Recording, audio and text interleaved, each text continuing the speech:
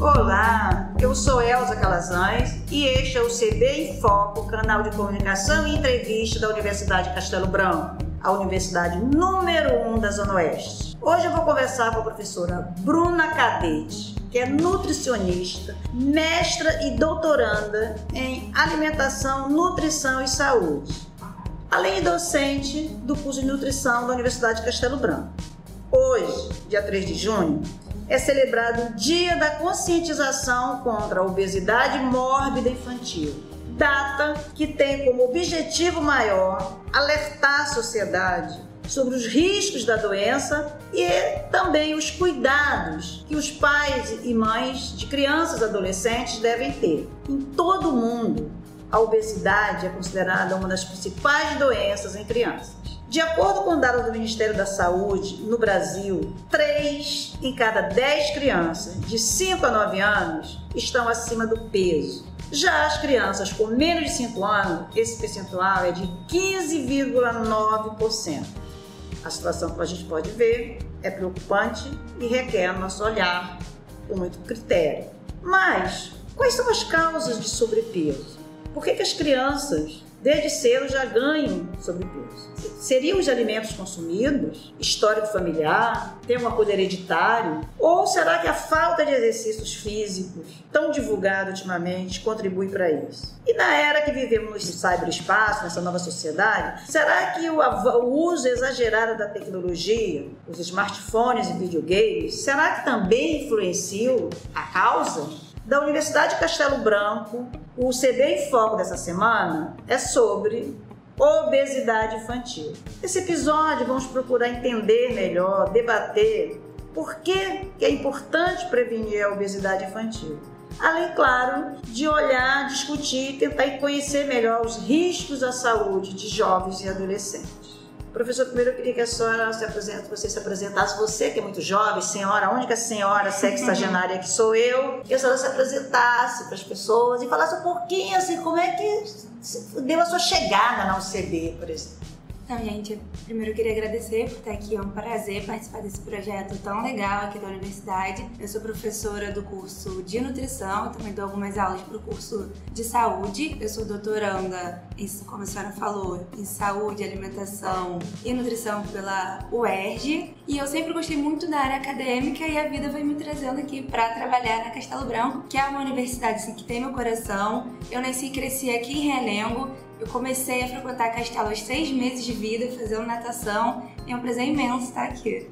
Coisa boa, você sabe que uma das coisas que eu sempre quando entrevisto professores aqui, que assim, é muito gratificante, é que a gente percebe que como que a Castelo tem esse olhar de trazer a cria, né, a raiz para cá. Eu já entrevistei alunos, outros professores que dizem, eu estou aqui por 6 meses é a primeira, mas eu estou aqui desde a escola. Isso é muito bacana, eu percebo que é uma cultura que a universidade mantém, né, por ser uma universidade da Zona Oeste, ela tem esse olhar de valorizar o que a gente chama de prata da casa. E isso faz toda a diferença no resultado que a gente entrega para os alunos. Com certeza. Mas, professora, vamos começar bem básico, assim, aproveitando essa data hoje tão importante, né, que chama a atenção da sociedade inteira sobre essa causa, que a gente percebe que vem crescendo tanto no mundo inteiro e que está tão perto da gente. Gostaria que você começasse a explicar para quem está nos ouvindo o que é obesidade. E a gente fala de obesidade mórbida hoje, antes da gente entrar na questão infantil, que é a data, existe diferença entre obesidade e obesidade mórbida? Conta pra gente. Então, obesidade é o termo que a gente usa para quando o indivíduo, no caso a criança, né, que é o nosso tema de hoje, tem um excesso de peso, quando ela está acima do peso dela ideal. E a obesidade, ela fica em torno ali de 30% a mais do peso. Nós temos graus diferentes de obesidade. Nós temos grau 1, grau 2, grau 3 e obesidade mórbida. Sendo a obesidade mórbida o grau mais severo da doença, o mais prejudicial para a qualidade de vida do indivíduo. Uma criança, adolescente que tem obesidade mórbida, além do excesso de peso,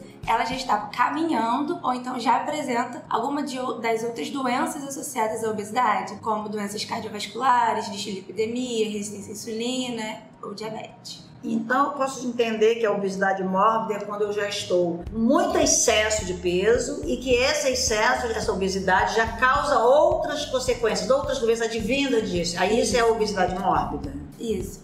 não necessariamente você já tem outra doença, mas as suas chances de desenvolver estão ali batendo na sua porta. Então é um grau que a gente mais se preocupa.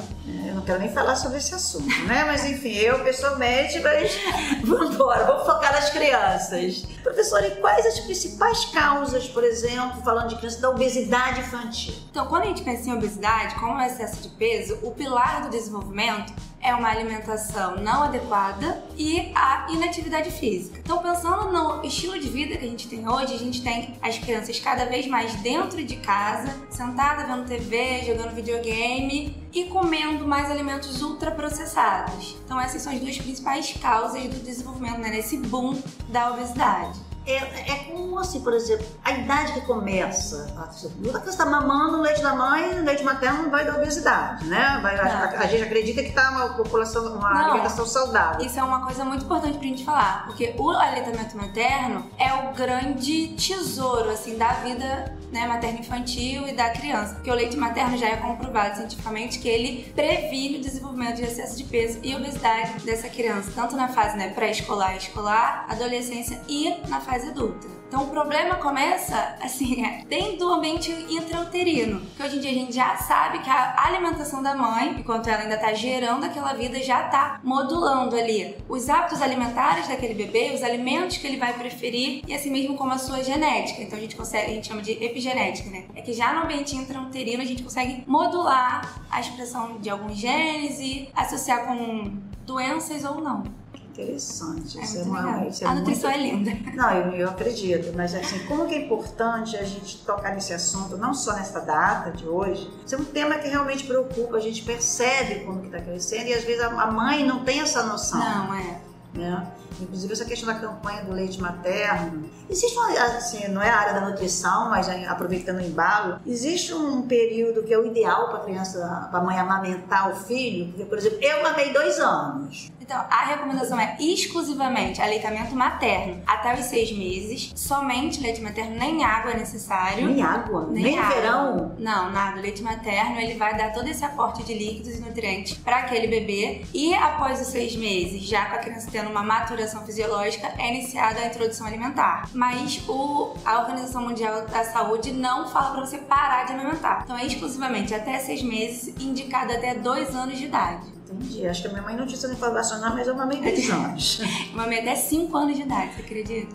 Nossa, que coisa maravilhosa. É por isso que escolheu nutrição. Pois mas já tá tudo... Assim como a Castelo já tá enraizada há muito tempo na minha vida. Não resta a menor dúvida disso. Mas, professora, e em relação a esses riscos? O que a senhora diria hoje assim, para as pessoas? Quais os riscos à saúde da criança e do adolescente? O que essa obesidade causa? Além desses comuns que a senhora já falou, mas quais são os outros riscos que a gente tem que ficar atento? Assim, além das doenças crônicas, né, o risco de doenças cardiovasculares, hipertensão, dislipidemia e diabetes, a gente tem as condições de saúde mental dessa criança. E quando a criança ela começa a desenvolver o excesso de peso, obesidade e chega até a obesidade grau mórbida, isso causa um impacto muito grande na vida social dessa criança. Porque ela não consegue se identificar com as outras, ela se acha diferente, ela não tem o pique das outras crianças devido a esse excesso de peso, então ela tende a se excluir, ficar mais quietinha, sofrer bullying na escola. E isso faz com que ela busque um conforto, um refúgio na alimentação de alimentos hiperpalatáveis, né? Ricos em gordura e açúcar, então é um ciclo que se retroalimenta. Assim. Essa é uma palavra muito do século XXI, bullying, né? Na minha época de escola eu não conhecia, não existe essa palavra, mas assim, só porque as pessoas tendem a rotular, né? O gordinho. Isso. E isso pro adulto já dói, vamos tomar muito cuidado, né, gente? Com essas expressões. Porque ela precisa ser acolhida, essa criança, porque enquanto ela é da criança, a gente tem mais chance de reverter essas consequências negativas do excesso de peso. E quando essa criança vai crescendo, vai ficando mais difícil, porque se ela for uma criança obesa e não conseguir controlar esse excesso de peso, provavelmente ela vai ser uma adolescente obesa, um adulto obeso, aí chegando na fase adulta, vai ficando com hipertensão, diabetes, e vai incapacitando, né, esse indivíduo. Uma vez um especialista, em uma entrevista, me disse uma coisa que ficou muito marcado para mim. Ele falou que a criança saudável o jovem saudável, o adulto saudável e o idoso saudável. É uma questão que é muito difícil nesse mundo atual, a correria, a gente manter essa questão. E aí eu gostaria de abordar um ponto, né? Essa sociedade louca, a alimentação, a própria vida, a sedução, você comer o que é mais fácil, a pressa, né? Existe até uma lei municipal, agora não tem o número de cor, mas que está obrigando, sugerindo que as cantinas escolares, né, tenham merenda orgânica, alimentação saudável, para evitar esses ultraprocessados. Agora, essa nova tendência, professora, o tempo de tela. A criança não pula mais amarelinha, não joga mais bola, não brinca mais de peão, não corre mais na praça. Ela está no smartphone, ela está no jogo, no computador. Esse tempo de tela, a senhora acredita, assim como os videogames, né? A tecnologia de uma forma geral, que a gente percebe que tem tirado muito, direcionado muito a criança, está reclamando muito, às vezes a gente percebe no restaurante, a mãe liga o celular e dá para a criança se entreter. O celular é o calmante da criança, né? Isso está contribuindo, a senhora consegue fazer essa associação com essa questão do aumento, do crescimento da obesidade? Com certeza, o uso de tela é um dos principais pilares desse desenvolvimento, desse grande número de crianças obesas, porque antigamente, não muito distante, né, antes desse boom todo da tecnologia, era muito comum a gente ver criança brincando na rua, correndo de um lado para o outro, as crianças eram muito mais ativas. Hoje em dia elas ficam mais quietinhas, vendo TV, assistindo vídeo no YouTube. Então essa inatividade física, com certeza, é um dos pilares para o desenvolvimento da obesidade. O que a gente tem de recomendação hoje em dia, porque a gente não pode também falar proibir o uso de telas, porque é um assunto muito delicado, né? Mas as crianças que já consomem esses vídeos, toda essa programação, então é restringir mesmo, assim. Negociar com essa criança o tempo que ela vai ficar exposta na tela e o que ela vai ver, porque a gente tem videogames e vídeos que estimulam a criança a dançar, a criança a se movimentar, então meio que cuidar também do conteúdo que ela tá vendo, assim. A tecnologia ela veio pra ficar, então acho que a gente tem que usar ela a nosso favor, entendeu? A gente tem muitos vídeos de dança, videogame, o Kinect, que aí você é o próprio boneco, então a criança fica jogando videogame, mas ela fica ativa, ela não fica ali sentada só mexendo os dedinhos. Professora, você acredita, assim, todos falam isso, mas de fato a pandemia da Covid-19 agravou isso? Os especialistas falam que a questão da saúde mental foi agravada. Quando a gente falava, a pandemia chegou de fato em 2020, em 16 de março de 2020, o lockdown iniciou lá na China em 19, outubro de 2019, 2020 e 2021 nós ficamos, né? E aí a gente falava do novo normal, então muitas coisas se transformaram. Os especialistas falam muito da questão da saúde mental. E você acredita que essa questão da obesidade infantil também teve um agravamento? Isso é fato? Foi, é um fato. Antes da pandemia já era crítico os números da obesidade infantil, e o pós-pandemia a gente vem vendo esse número crescente. E uma das associações entre isso é a saúde mental, porque quando a gente pensa em alimentação saudável, a gente só não pensa em macronutrientes, em nutrientes, em ferro, caloria, proteína. Não, a comida é um conforto, a comida te abraça. Então, quando a gente passa por uma pandemia, que a gente não pode sair de casa, que a gente não pode ver nossos parentes, muitas crianças não podiam ir para casa da avó, a rotina da criança muda. E ela não tem uma maturidade para entender tudo isso. E, atrelado a isso, a gente tem o quê? A criança dentro de casa, uso de tela. O que passa nas telas, as propagandas, não é a propaganda do hortifruti, da banana, do mamão, da vitamina, é dos alimentos ultraprocessados. Então é todo esse combo que a gente entrou na pandemia, que hoje a gente ainda está tendo como ser reflexo daquilo que a gente passou em 2020. Muito bem, e assim, em relação ao tempo de tela, em relação a essa questão da tecnologia, a gente sabe que é preciso, você já falou que é preciso controlar, mas tem como prevenir, além de monitorar, de direcionar, algum olhar que a gente possa pensar de prevenção para combater essa questão? Não pode proibir. Mas... Não, pode proibir, mas assim, eu acredito que as crianças que utilizam telas é porque os pais estão muito ocupados. Estão muito na correria, muitas das vezes, para dar uma vida melhor para esse filho.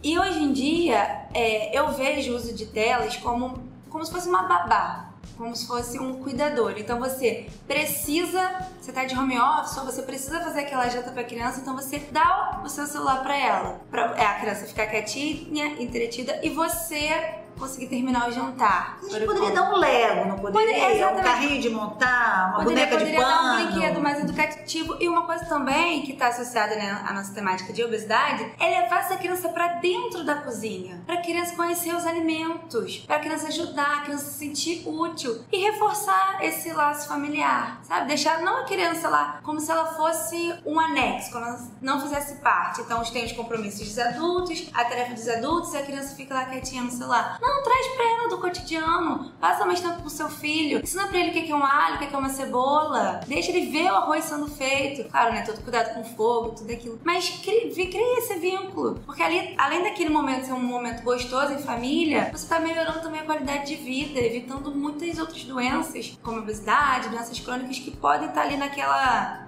falta de conhecimento mesmo. Eu vi um vídeo, tem muito tempo ainda no Instagram, que era uma nutricionista, especialista, né, na alimentação infantil, mostrando alimentos para as crianças. As crianças não sabiam reconhecer o que era um tomate, o que era um alface, o que era um chuchu. Isso é muito triste. Fica, olha que num dia, numa data tão significativa como essa, de reflexão, fica a dica aí pra você que é mamãe, que é futura mamãe, você que é babá, você que é madrinha, tia e vovó, né, que tá cuidando da criança, que tá no cotidiano da criança. Olha que coisa importante, porque a gente, às vezes, no dia a dia, pela pressa, a gente busca sempre o mais confortável, mais rápido, e não pensa nas consequências disso, né? Exato. Então, uma belíssima dica aqui da professora Bruna, nessa data, que a gente possa pensar para que nossas crianças cresçam mais saudáveis, né? Professora, nesse contexto, qual seria é difícil até a gente pensar assim, mas o que seria uma rotina saudável para as crianças e para os adolescentes? Eu acho que o primeiro de tudo é a gente controlar a alimentação, porque os alimentos ultraprocessados têm um fácil acesso, tem um apelo muito grande para esse público, então você tentar minimizar esse consumo. Então, quando você leva uma criança para a cozinha, ela conhece, né, ela começa a ter mais afinidade pelos alimentos in natura, que aqueles alimentos como ele vem direto do mercado, ou minimamente processado. Então você começa pela base, mostrando o que é uma alimentação de verdade, comida de verdade. Depois você leva para essa criança, esse adolescente, ser ativo. Sai um pouco do computador, vê o dia, curtir ao ar livre. E isso não sozinho, com a família também, a interação com os amigos. Eu acho que é um pouco resgatado que era um pouco a vida antigamente, antes dessa correria, antes dessa pressa toda que a gente tem. Então, a criança brincar com outra criança, a criança poder ir um dia pro parque com seus pais e ficar correndo sem pressa. Acho que a gente tem que um pouco tentar, porque falando é muito bonito, fácil, né? É muito... Mas é isso, eu acho que pra gente combater a obesidade, a gente precisa olhar pra nossa alimentação, porque desembalar é muito fácil, é muito prático. Então é fazer essa forcinha, porque vai valer a pena. Essa melhora da qualidade de vida, você pensar que você tá dando mais anos de vida pra sua família e para o seu filho. Porque a gente também tem uma relação entre quando um dos pais tem sobrepeso ou obesidade, aquela criança tem 50% a mais de chance de também desenvolver essa condição. Então, assim, é o bem-estar para a família toda. Agora, antes de finalizar, eu não posso deixar de fazer uma pergunta, porque assim, a gente ouve muito essa questão, você fala assim, reduzir. Às vezes você ouve, não sei, o olhar de vocês nutricionistas, o dia do lixo. Então você ouve assim, não, um pouquinho pode. Não, mas um pouco pode. Existe isso, o dia da besteirinha? Por exemplo, meu neto adora fandango. Eu falo assim, um dia do mês, pode uma besteirinha, Bruna? Ou essa besteirinha não pode, não existe dia do lixo, não tem dia da besteirinha. Eu não gosto desse termo dia do lixo, eu acho ruim, porque a gente não come lixo. Né? Mas as pessoas falam, não, é popular, né? É o dia da alimentação livre. Como eu falei, a alimentação... Ó, já aprendi, viu, gente? Nada do dia do lixo, corrige a besteira. Dia da alimentação livre. Isso, uma refeição livre. Segundo meu neto, o dia da besteirinha. Então isso. Tá. É importante você ter isso, porque assim... dos tempos pra cá a nutrição vem mudando, porque antes a nutrição era muito na caixinha da alimentação saudável, uma coisa mais restrita, e hoje em dia a gente vê o equilíbrio. Não é deixar de comer as coisas que você gosta, por mais que aquela comida que você goste não tenha uma densidade nutricional muito boa, mas é você saber equilibrar. Se você sabe que hoje você vai comer um fandangos à noite, você faz as suas outras refeições o mais nutricionalmente completa possível. Então é o equilíbrio, não se privar, porque toda restrição vai gerar uma compulsão. E aí a gente entra já nos transtornos alimentares e vai outro podcast. Muito bem, eu já te convido desde já para a gente falar de transtornos alimentares. Muito obrigada, muito valiosíssimas suas orientações. Eu acho que a data pertinente, ficou a dica, e eu queria que você fechasse o nosso bate-papo aqui, deixando a sua mensagem para quem está nos ouvindo, mãe, madrinha, avó, tia, pai, adolescente que também está nos ouvindo, sobre a importância desse cuidado com a vida e com a saúde. Então, gente, quando a gente é mais novo, o nosso metabolismo está ao nosso favor. Então é muito mais fácil você ser uma criança saudável, um adolescente saudável, do que você correr atrás da sua saúde na vida adulta e no começo do envelhecimento. Então é não pensar no prazer de agora, pensar na vida a longo prazo, na qualidade de vida que você quer, e a criança não tem esse discernimento. Então é pedir para os pais e responsáveis cuidar da criança. A criança vai chorar quando você tirar o celular, ela não vai querer correr porque ela tem preguiça, mas pensa que você está fazendo aquilo ali para melhorar a qualidade de vida do seu filho, que lá na frente vai valer muito a pena. Com certeza. Muito obrigada, Bruna, de verdade. Eu te espero outra que você volte para falar mais sobre essas dicas maravilhosas e saudáveis para a gente. Este foi o CB em Foco, podcast exclusivo da Universidade de Castelo Branco, disponível na sua plataforma de áudio preferida. Esse episódio contou com a participação de roteiro e produção da jornalista Ana Almeida, direção e edição de áudio Bruno Sileno. Muito obrigada e até o próximo episódio.